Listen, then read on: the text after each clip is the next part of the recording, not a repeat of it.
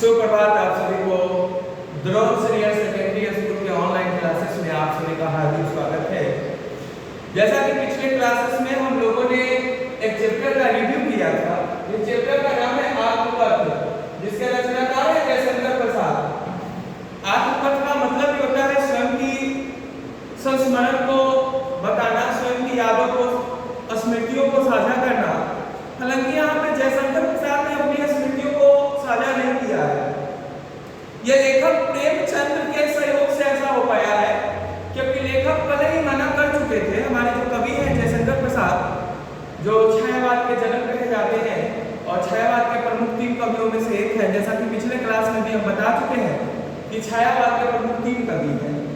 पंत प्रसाद निराला, पंत अर्थात सुनीतानंद पंत, प्रसाद यानी कि जयशंकर प्रसाद स्वयं कवि, और निराला यानी कि दीनबंधु निराला। ऐसे महादेवी वर्मा की छायावाद की कवित्री कही जाती है। तो हम लोगों ने बताया कि किस तरह एक लंबे संघर्ष के बाद पिता की मृत्यु के बावजूद भी बचपन में ही जयशंकर प्रसाद के पिताजी गुजर चुके थे, लेकिन उसके बावजूद भी जयशंकर प्रसाद एक बड़ा अचीवमेंट हासिल किए। तो जयशंकर प्रसाद अपनी आत्मकथा लिखने के लिए तैयार नहीं थे।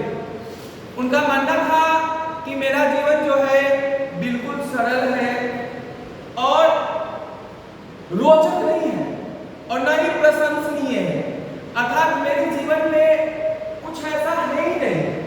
मेरा जीवन तो एक खाली गगनी के समान है, और एक खाली गगनी जिस प्रकार किसी का प्यास नहीं बुझा सकती है, उसी प्रकार मेरा जीवन है। तो फिर मैं अगर आत्मकथा लिखूंगा तो मैं ही उपहास का पात्र बन जाऊंगा। हालांकि यहाँ प्रस्तुत चैप्टर में जयशंकर प्रसाद की जो आत्मकथा है वो 4 पैराग्राफ में बताया गया है, जिसमें पहला पैराग्राफ कुछ इस प्रकार है, आप लोग ध्यान से देखेंगे कि मधुकर गुनगुनाकर कह जाता कौन कहानी यह अपनी। यहाँ समझना है, मधु का मतलब होता है भौरा। मधु का क्या मतलब होता है? भौरा। और गुनगुनाकर मतलब गुंजन करके। जो घोड़े गुनगुनाते हैं वो ही होता है गुनगुनाकर। यानी यह कहा कि जो भौरे हैं, हमारे इस प्रकृति में जो भौरे हैं, वह भी गुनगुनाकर कुछ न कुछ कहते हैं, क्योंकि भौरा भी सजीव है। और हमारे प्रकृति में जो भी सजीव है, भले ही सबकी भाषाएं और बोलियां अलग अलग हो, लेकिन सब कुछ न कुछ कहना चाहता है। तो वही कवि कहते हैं कि मधु गुनगुनाकर कह जाता कौन कहानी अपनी। यानी घोड़ा जो है वो भी गुनगुनाकर गुंजन करके कुछ न कुछ कह जाता है। मुरझाकर गिर रही पत्तियां देखो कितनी आजमी। घनी का मतलब होता है बहुत ज्यादा, ज्यादा की संख्या में। ऐसे घनी को हम लोग डेंसर भी कहते हैं, लेकिन यहाँ घनी का अर्थ ज्यादा की संख्या के लिए लिया गया है। तो कहा कि एक मुरझाकर सूख कर पेड़ से गिर रही पत्तियां भी कुछ कहानी सुनाती है। एक पत्तियों का उद्देश्य नहीं होता है कि पेड़ से वो बिछड़ जाए, सूख कर अलग हो जाए, गिर जाए, लेकिन जब वो पेड़ की पत्तियां मुरझाकर गिरती है तो वो भी कुछ न कुछ कहानी सुना रही होती है। यानी कवि कहते हैं कि गुंजन करता हुआ भौरा और मुरझा कर गिर रहा पत्ता, सबका अपना कहानी है। सब कुछ ना कुछ हम लोगों को कहानी सुनाता है। इस बात को एक्सप्लेन किया अगली लाइन में, किस गंभीर अनंत नीलिमा में असंख्य जीवन इतिहास। यानी कि हम लोग जहां है ये अनंत नीलिमा, यानी एक बहुत बड़ी आकाश है जो कि खत्म ना होने वाला है, अनंत नीलिमा। और यहाँ पे असंख्य यानी अनगिनत जीवन इतिहास है। हम लोग जिस पृथ्वी पे रह रहे हैं, जिस आकाश नीलिमा के नीचे रह रहे हैं, वहां पे असंख्य जीवन इतिहास है। यानी मनुष्य का हो या किसी जीव जंतु का हो, कीट पतंग का हो, जानवर का हो, पेड़ पौधों का हो, यानी असंख्य जीवन इतिहास है। प्रत्येक के जीवन का अपना अपना इतिहास है। कुछ न कुछ प्रत्येक के जीवन में सुख हो या दुख हो, हर्ष हो, उल्लास हो, शोक हो, वेदनाएं हो, सबके जीवन में है।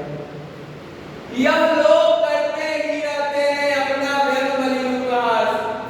कवि ने यहाँ स्पष्ट कर दिया है कि इस असंख्य जीवन इतिहास में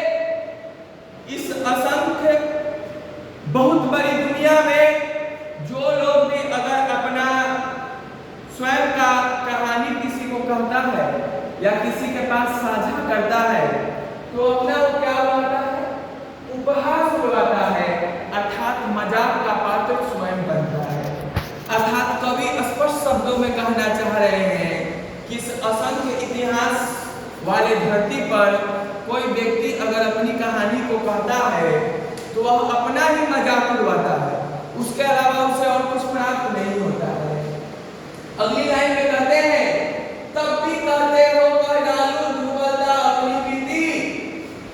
यानी लेखक अपने मित्रों को यहाँ कह रहे हैं कि तुम तब भी कह रहे हो कि क्या मैं अपना भी कहानी कह दूं, और वो भी कैसा कहानी, दुर्बलता वाली कहानी, शोक वाली कहानी।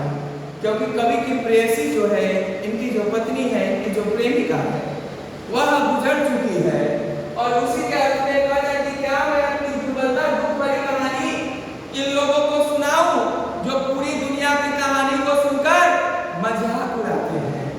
तुम सुनकर सुन पाओगे, देखो केवल गागरी की, और अपने मित्रों को कह रहे हैं क्या तुम इस मेरी इस दर्द भरी कहानी को, दुर्बलता पूर्ण कहानी को सुनकर तुमको अच्छा लगेगा, मतलब सुख पाओगे, दैट मीन्स तुमको अच्छा लगेगा। अरे मेरा जो जीवन है ना, वह एक गागर रीति, गागर रीति मतलब एक खाली घड़े के समान है। इस जीवन में कुछ भी रोचक और प्रशंसनीय है ही नहीं जो मैं किसी को साझा कर पाऊं। अगर मैं अपने दुख को, वेदना को किसी के सामने साझा करूंगा तो उपहास का पात्र बनूंगा, इसलिए मैं अपने आत्मकथ को किसी के सामने साझा नहीं करना चाहता हूं। दूसरे पैराग्राफ में कवि क्या कहते हैं, किंतु कहीं ऐसा ना हो कि तुम ही खाली करने वाले, किंतु कहीं ऐसा ना हो कि तुम ही खाली करने वाले, अपने को समझो मेरा रस ले अपनी भरने वाले। यानी पहली दोनों लाइन को समझते हैं, किंतु कहीं ऐसा ना हो, अपने मित्रों को करे कवि कि तुम जो हम पे जोर डाल रहे हो कि अपने आत्मकथ लिखो, तो ऐसा ना हो कि बाद में तुम अपने आप को दोषी मानने लगो, अर्थात मेरा रस ले अपनी भरने वाले, यानी मेरे गागर का रस तुम छीन कर अपना गागर को भर लिए हो, मेरे गागर के रस को तुम छीन कर अपना गागर भर लिए हो, तुम बाद में खुद पछताओगे। अगर मेरी कहानी को, अगर मेरी आत्मकथ को सुनोगे, मैं लिख दूंगा, तो मैं जिस वेदना से पीड़ित हूँ, जिस कष्ट में मैं हूँ, पता चलेगा कि इस कष्ट के कर्ता देने वाला तुम स्वयं हो, मेरे रस को चुराने वाला तुम स्वयं हो। यानी मेरे रस को चुराकर तुम तो खुश हो गए, लेकिन मेरे खाली गागर को छोड़ दिए। यह विडंबना अली सरलते तेरी हंसी उड़ाऊं मैं, भूले अपनी प्रवचना औरों की दिखलाऊं मैं। यहाँ कवि कहते हैं कि मैं आत्मकथ लिखकर अपनी हंसी नहीं उड़वाना चाहता हूँ, और अपनी भूल, और प्रवंचना का मतलब होता है धोखा, प्रवंचना का मतलब होता है धोखा, यानी अपनी ही भूल या अपनी ही धोखा को मैं औरों को दिखलाऊं। क्या ये अच्छा होगा कि मैं जो धोखा खाया हूँ, मैं जो भूल किया हूँ, और आज कष्ट में मैं पीड़ित हूँ, वेदना से गुजर रहा हूँ, और इस धोखा को, अपनी भूल को औरों को दिखलाऊं, ये अच्छा लगेगा? नहीं लगेगा। और अंतिम पंक्ति में हमारे कवि जयशंकर प्रसाद जी बड़े ही सुंदर शब्दों में कहते हैं, उज्जवल गाथा कैसे गाऊं मधुर चांदनी रातों की, अरे खिलखिलाकर हंसते हंसते होने वाली उन बातों की। यहाँ जो कवि की बात हो रही है, किससे हो रही है? हंसते हुए किससे बात हो रही है?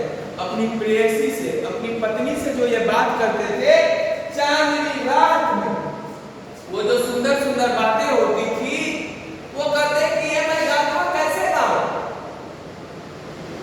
बढ़ा चढ़ाकर कैसे बताऊं। लोग तो यही कहेंगे ना कि मैं बढ़ा चढ़ाकर बता रहा हूं।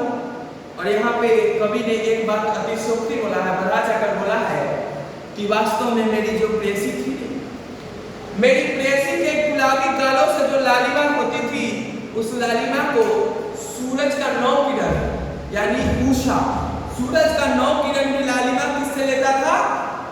मेरे प्रेयसी के गुलाबी गालों से। मेरे प्रेयसी के गुलाबी गालों से जो सूरज का लालिमा था, वो अपने मांग की सिंदूर को सजाता था।